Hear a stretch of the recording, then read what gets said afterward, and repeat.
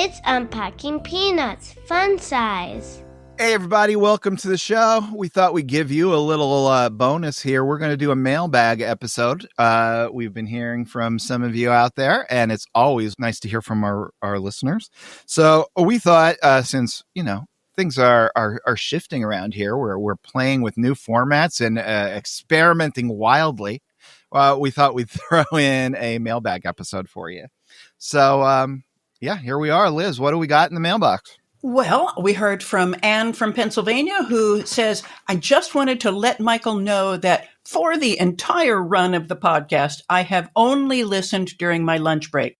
I would listen to the episode intro when the first strip was discussed. I would pause, read every strip leading up to that date, play the discussion, and when you moved on to the next strip, I would pause, read all the strips in between, and then hit play when I had caught up.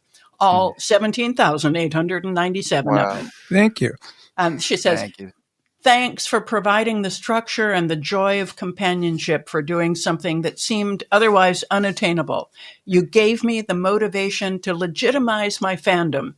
Who doesn't love a reason to feel holier than thou? And someone to cry with as we hit all of the lasts. Can't wait for the next chapter. Snoopy was my in to Peanuts as a kid. And who am I kidding even now? He's just too cute to resist. Wow. Well, thank you so much for that. That obviously means everything to us that you would sit there and let us be your companion for all those lunches. Michael had said that he didn't believe that people had read all 17,000. Well, she has to pass the quiz before we send her a little badge. Okay, what was the punchline of the June 3rd, 1956? Jimmy could probably do that. I'm doomed. Well, I just want to say it's crazy. 17,897 strips. And there's so many people in the world who are huge Peanut strips. It's a very small percentage, I believe, that would have read everything. Mm-hmm. It's probably tens of thousands of people. Yes. If not hundreds of thousands of people. Hopefully for Fantagraphics. Yeah, they deserve it. By the way, if you have managed to skate through this whole thing, not buying anything from Fantagraphics, throw them $25, buy a book. Pick your favorite years. And Jimmy recommends 1968. Yeah, if I had to pick one Peanuts book and without thinking, I said I would just grab 1968 and leave. I'd probably then regret it and think, oh, this is the wrong year. But that's my initial thought. We also heard from Marcus Entrolezo. I'm not sure if I'm pronouncing that right. And he says, hi, Jimmy and friends. I've been loving your podcast so far. In fact, I draw comic strips too. I listen to your podcast every time I make a strip. My comic strip is called Butternuts, and I've posted some of my works on Facebook. Thanks for showing some love to the Peanuts gang and to the great Charles Schultz. Oh, well. Okay, so we're going to start the Great Butternuts. That's right. What are your top 10 Butternut strips? We got to do it. I love the thought that people are out there cartooning while they listen to us talk about cartooning. It's just like, I mean, honestly, if you would have told me as a kid, hey, you'll be able to listen 24 hours a day to people talking about the things you love more than anything while you're working from home, drawing comics. Wow. I'll have nothing to complain about. And yet.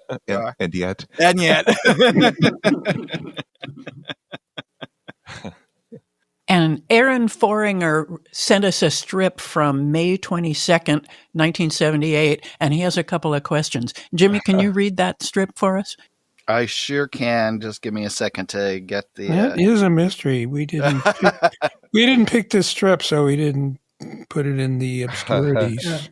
All right, here we go. So it is Snoopy and Woodstock atop the doghouse, and Woodstock is chirping away at Snoopy, and Snoopy listens and says, the name of the bar where automobile mechanics go. And then he says to Woodstock, I give up. What is the name of the bar where automobile mechanics go? And Woodstock chirps away, and Snoopy says, the Universal Joint. And Woodstock laughs away at that. Hee hee hee hee. As Snoopy says, turn up the laugh track, Walter.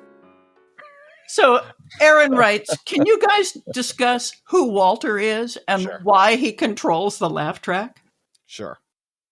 Yeah, I mean, I guess we for some of the people here, maybe we have to discuss what a laugh track is. It's called a laugh track. I don't know. Maybe everybody knows this. I don't know how common knowledge it is nowadays, but back in the day, particularly for TV shows, right? They, because this came out of radio. Radio, you had usually live performances in front of a studio audience, like a Jack Benny show. And you could hear in them reading scripts from a stage and a large audience laughing in real time. And there was a thing that started to come out where it was important for people to know whether the show itself was live or whether it was, they would say, transcribed. It had been pre-recorded. For some reason, that was a thing. Like we talk about AI freaks us out right now. People were kind of freaked out when you were listening to something that wasn't actually happening in the moment on radio. And so you were kind of obligated to say this program has been transcribed. And I remember a 1948 comic from one of the best magazine cartoons of 1948. And it showed this really jolly guy in front of this miffed audience reading the script from the microphone podium. And he's saying, the laughter on this program has been transcribed. And that was a thing. So once we got to the 50s, they were shooting like 3-camera TV shows, and they were doing them like movies. And so in many cases, it wasn't practical to have an audience. And yet people were used to hearing that laughter from the radio programs. And so the solution was, hey, let's get a bunch of pre-recorded laughs that we've collected. And there was a guy who created a machine, and his name wasn't Walter. I think this guy's name was Charles or Charlie Douglas, and he created this machine that you basically play it like a keyboard, and you would watch the show that had been edited down, that had been shot in bits and pieces and put together with no audience, and then this guy listening to it with his headphones on would kind of play the keyboard based on how he thought the laughter should sound like, and it was very universal because it was really one person was doing most of these. And so you would hear the same laugh. Did this ever annoy you guys? Like you're listening to a show and there's this lady who goes, wah, wah, wah, wah. And she's like in every audience of every show because she's so distinctive. And anyway, that it was called sweetening. And sometimes you would mix it with live and, people weren't laughing at the live show. And so you did transcribe the laughter. But I think Walter, you guys may feel differently, but I'm guessing Walter was a name he thought sounded kind of dowdy, who wouldn't be a very funny guy if his name was Walter, who's right, because that's a really bad Woodstock joke, right? That's even beyond a dad joke. That's that's just that's bird humor.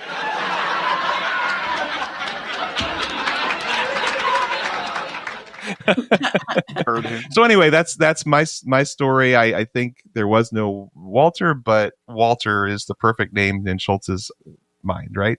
To talk about laugh tracks, because we know Schultz fought no laugh track from the very first Christmas special. He fought them over this. Thank heaven. And the thing about laugh tracks too, even if you have a live studio audience while they were recording a sitcom, like, Friends or Seinfeld would have, or Happy Days, whatever, they would still have to sweeten it with a laugh track, because you might have the beginning of a joke from take 1.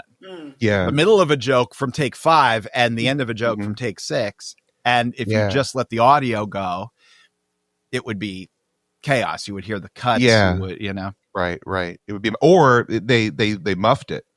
Yeah. And they had to redo it 2 or 3 times because someone was blowing a line. And so by the time they hit the joke, even though they laughed, they were laughing, they couldn't save it based on how it overlaps the dialogue. And so you couldn't use what was actually in the show. Have you guys ever been in a studio audience for a sitcom?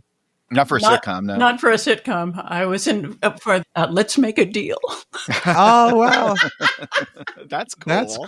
That's pretty cool. No, it wasn't cool. It wasn't. I loved that show when I was a kid. We, the 3 of us, Michael, Liz, and I saw the Colbert Report. Oh, that's true. Yeah, that was wonderful. Oh, that's fun. That's very much, certainly for the monologue and all of that. Yeah. Yeah. So you know the vibe. I got to go to Pinewood Studios with Diane, and we were the guests of the star of the Count Arthur Strong show in England. And that was fun. We were in the green room. We did it a couple times. And then, they'd usher you into these bleachers. And and you just got to experience it in bits and pieces, starts and stops. So so they would tell you, please laugh the second time around. Remember how you laughed on this the first time, because we need it again. But and this is another little, I'll shut up after this, but a little fun piece of trivia is most of the laughs that were used over the 50s, 60s, and 70s in this little contraption had been pulled from Red Skelton pantomime bats. So if any of you guys know who Red Skelton was, it was kind of helpful that he was not saying anything and there was no orchestra playing. And they got to get these clean laughs so they could put them in Happy Days. That's it reminds me of the Andy Kaufman movie, and Man on the Moon. Those are dead people laughing. Those people are dead. You put it that way. So that's it for the mail, but I have a confession to make. Uh-oh. I didn't realize that I could look up ratings and reviews on Apple from other countries. So I have only been looking at the ratings and reviews from the United States. And there are other countries besides the U.S. Well, I knew that part. Sure. So I just discovered today these wonderful reviews that we got from the UK. And so we've been, I apologize to people who wrote to us long ago and we haven't responded to you. So Simon in Teesside writes, informed, entertaining, and warm. Everything I love about Peanuts is captured by this lovely panel of professional artists. There is nothing shock jock about their approach as they deep dive into Peanut strips, themes, and animations whilst drawing upon their own illustration experience and knowledge of the comic strip industry. Of all the Peanuts podcasts, this is the peanuttiest. Keep up the great work. And then we also heard from a perfect companion to the world of Peanuts. This is from John McN, 1985. This has quickly become my favorite podcast, a fantastic commentary to read along with, offering fascinating cultural/historical insights, as well as technical details about the tools and the trade of cartooning. It is also, much like the world of Peanuts, a peaceful, calming, and inspiring place to spend time, and it always leaves me in a good mood at the end of an episode. Oh, thank you. Yeah. Love putting people in a good mood. Yeah. Puts me in a good mood. I enjoy it. Yeah. And I don't know how to pronounce the person who wrote this, their handle. It's Lucky Conducior or something. And he or she writes, I love this show, but you should talk about the animated specials and you'll get 5 stars because the specials are just as good as the strip. It's understandable. There's so many fans of the animation, but we chose to go the purest route. Thanks to Michael. He kind of kept us honest. Let's focus on the strip. Yep. So that's it. And I will keep my eye out for reviews and ratings from other countries. Yeah. And anybody have a guess as to which country at the moment we are ranked the highest in? I was hoping Botswana would really go big for us. That hasn't happened. Apparently not. Strange. But I am kind of surprised which country we are ranked the highest under visual arts. Right now, Saudi Arabia. Ooh. Who knew? Okay. Yeah. All right, guys, thanks for joining us as we dipped into the Unpacking Peanuts mailbag. Remember, if you want to get in touch with us, you can write us at unpackingpeanuts@gmail.com, or you could call us at 717-219-4162. We would absolutely love to hear from you, because remember, when I don't hear, I worry. Hey, Liz, where are we on social media? Can you tell us that? We are Threads and Instagram at Unpack Peanuts. And we are at Unpacking Peanuts on Facebook, Blue Sky, and YouTube. All right, so we'll see you characters around there. Come back next episode, and we'll talk more about our favorite comic strip. Okay? All righty. All right. So for Michael, Harold, and Liz, this is Jimmy saying, be of good cheer. Yes. Be of good cheer. Be of good cheer.